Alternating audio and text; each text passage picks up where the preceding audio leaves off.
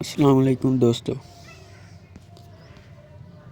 کہتے ہیں کسی جگہ دو شخص رہتے تھے، ایک کا نام عقل تھا اور دوسرے کا نام نصیب۔ ایک دفعہ وہ دونوں کار میں سوار ہو کر ایک لمبے سفر پر نکلے۔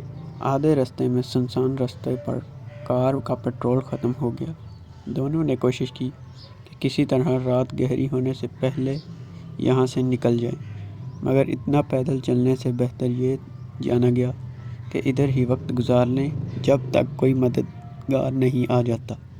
عقل نے فیصلہ کیا کہ وہ سڑک کے کنارے لگے ہوئے درخت کے نیچے جا کر سوئے گا۔ نصیب نے فیصلہ کیا کہ وہ سڑک کے درمیان میں ہی سوئے گا۔ عقل نے نصیب سے کہا، بھائی کہ تو پاگل ہو گیا ہے کیا؟ سڑک کے درمیان میں سونا اپنے آپ کو موت کے منہ میں ڈالنا ہے۔ نصیب نے کہا، نہیں، سڑک کے درمیان میں سونا مفید ہے۔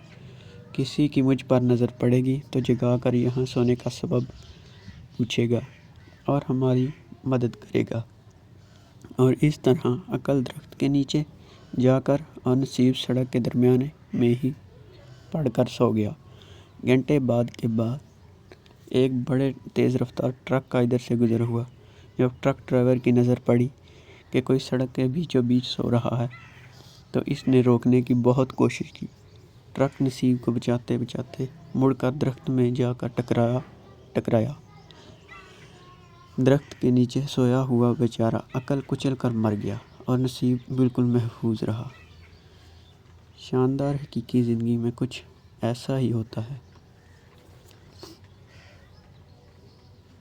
نصیب لوگوں کو کہاں سے کہاں پہنچا دیتا ہے،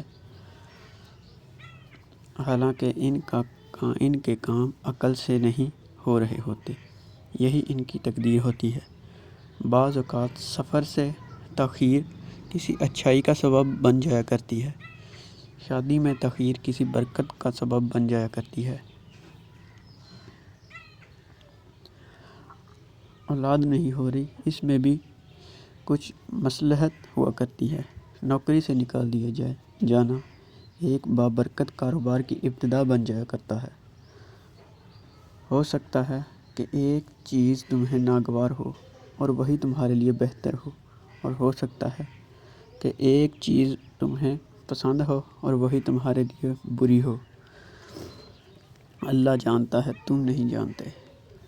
دوستو، ویڈیو اگر اچھی لگے تو لائک ضرور کرنا۔